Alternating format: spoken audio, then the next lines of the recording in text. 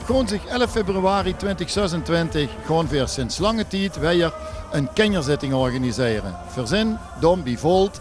En we gaan eens kijken vandaag wat de kenjer allemaal te verwachten staat. We zitten hier op de kenjerzitting van de Marotte. Een nieuw evenement wat we als Marotte getracht hebben nu leven in te blazen.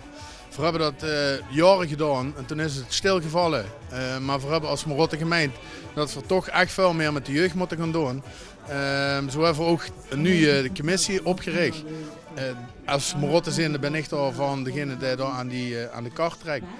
Maar dan hebben we ook heel veel jeugd erbij gehaald om ook met te gaan organiseren. Om inderdaad zo langzaam met te gaan in het ganse verhaal. Ja, de zes van we willen de jeugd mee erbij betrekken. Hè. Er speelt natuurlijk het kerkensproject en het bezuigen aan de scholen. En dan is dit natuurlijk in navolging daarop een geweldig initiatief. Hebben we een flinke opkomst te verwachten? Ja, we hebben heel geluk. Ik was er zelf een beetje angstig voor. We hebben heel veel flyers en posters op de scholen rondgebracht. Commissieleden van de commissie hebben zelfs de scholen nagebeld om het toch echt onder de aandacht te brengen. En dat heeft toch geresulteerd in dat we heel veel kaartjes hebben verkocht. En de kenjer die dadelijk komen, die krijgen een kipkaartje, die kunnen spelletjes gaan doen. We hebben Big Bunny, we hebben Stuterbal. Dan hebben we ook het kindcentrum Zittert, die komen optreden. We hebben Zittert Got Talent in het programma zitten. Dus we hebben een vol programma. De kenjer hebben een kaartje gekocht en daarmee krijgen ze dadelijk ook een spekje, een tuut chips, een lampje van de Marotte, dat ze flink kunnen ze gaan zien in de kenjer. Dus ik denk dat we wel echt een goed programma hebben nergens aan. Ja. Kenjer is natuurlijk een van de allerbelangrijkste groepen waar we gaan. We gaan naar alles.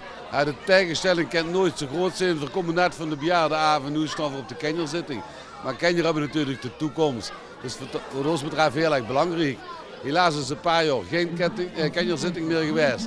Maar het is opgepakt en ik denk ook wel leuk te vermelden is dat Boete de Marotte vandaag een aantal jongeren met georganiseerd hebben om voor de kenjer dit programma te brengen. Dat vind ik wel heel erg chic. Fantastisch. Wie beleeft je de vastelavond tot nu toe? Heel erg groot. Het is gaasschijven, want ja, wie korter het seizoen, wie heller dat ze ons rennen, zeg maar. Dus we gaan van het een naar het ander. Het ontbijt is meestal een nonnenwatch morgens bij de eerste die we bezoeken. En we sluiten af 's nachts met een glas bier. Maar het is wel zo. Dat is toch het begin van een groot verhaal. Kent je de prins, de hoogheid Rick de Nees een beetje bijhouden? Op dit moment is het een beetje andersom. Maar daar heb ik dikker last van met hoogheden. Vorig jaar waren we de hele week krank, maar Rick had ook last van keelontsteking. Dus daar hebben we vanmorgen even langs de dokter geschikt. En als het goed is, gaat er een trek op naar de vastelavond. Gouden met de hoogheid. Wilt je je even aan de kijkers van Marotte TV voorstellen? Ik ben Baartje de Eerste van CV de Kempernazen. Oh, dat is geweldig. En wie bevilt het zich tot nu toe om prinses van de Kempernazen te zijn? Ik vind het heel schoon. Echt super schoon.